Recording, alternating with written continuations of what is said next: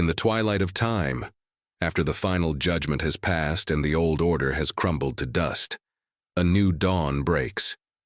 This is not just another sunrise, but the very first morning of eternity, fulfilling a promise whispered through the ages.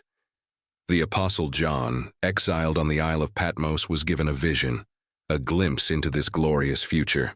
He saw a new heaven and a new earth, for the first heaven and the first earth had passed away, and there was no longer any sea. Imagine a world reborn, washed clean of every tear, every sorrow, every scar of the past. The vast turbulent seas of humanity's chaos and separation are gone. In their place, a landscape of perfect peace unfolds. The very air hums with a purity never before known. A world where the wolf lies down with the lamb, and the lion eats straw like the ox. This isn't a mere renovation. It is a complete recreation, a divine masterpiece sculpted by the hand of the Almighty.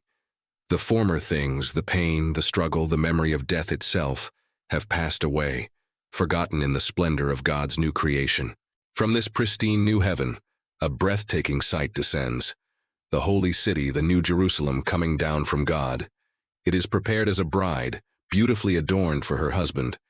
This is not a city of brick and mortar, but a city of light and life, its foundations sparkling with every kind of precious stone, its gates fashioned from single, magnificent pearls. The city has no need for the sun or the moon to shine on it, for the glory of God gives it light, and the Lamb is its lamp. Its brilliance is like that of a very precious jewel, clear as crystal, a beacon of hope for all eternity. Then, a great and resounding voice rings out from the throne, a voice that echoes through the cosmos, declaring the fulfillment of God's ultimate desire. Behold, God's dwelling place is now among the people, and he will dwell with them. They will be his people, and God himself will be with them and be their God.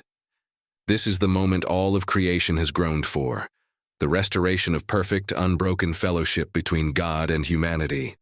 The separation caused by sin is finally and forever bridged. God is no longer a distant king in a faraway heaven, but a loving father living among his children. In this new reality, the very nature of existence is transformed. The voice from the throne continues its glorious proclamation. He will wipe every tear from their eyes.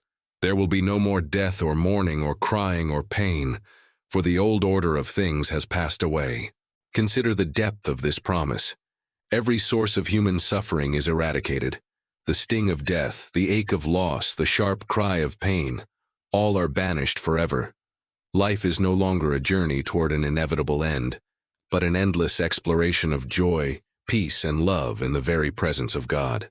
It is a state of being where our deepest longings for wholeness and security are completely and perfectly met. He who was seated on the throne then says, "I am making everything new."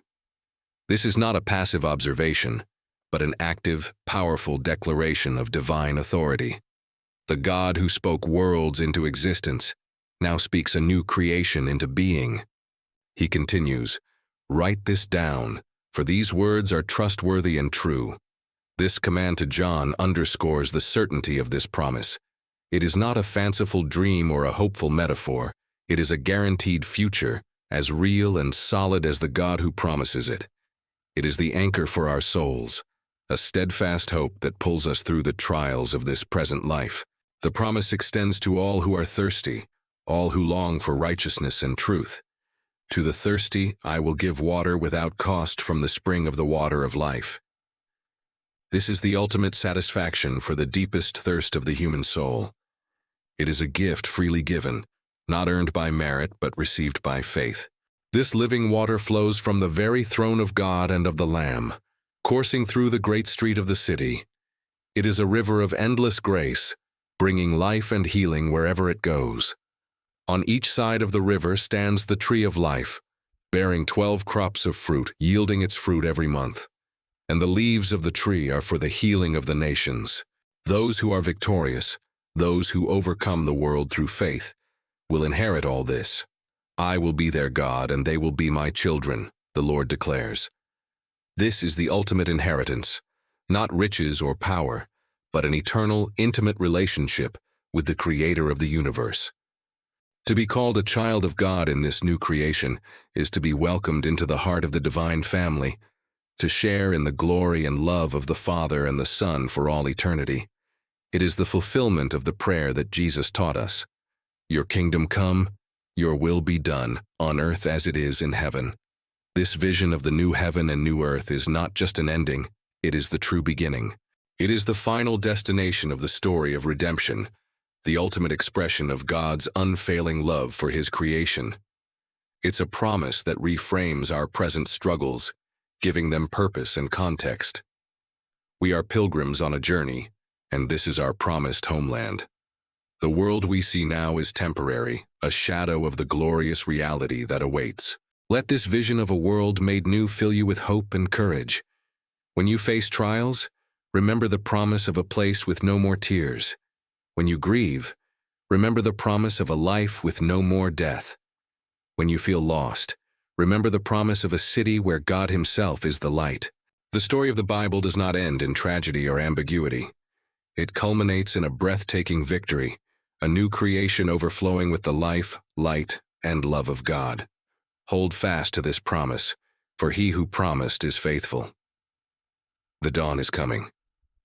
Thank you for joining us on this journey through one of Scripture's most powerful promises. If this message has inspired you, please consider liking this video and subscribing to our channel for more content that explores the depths of faith. We look forward to seeing you again soon.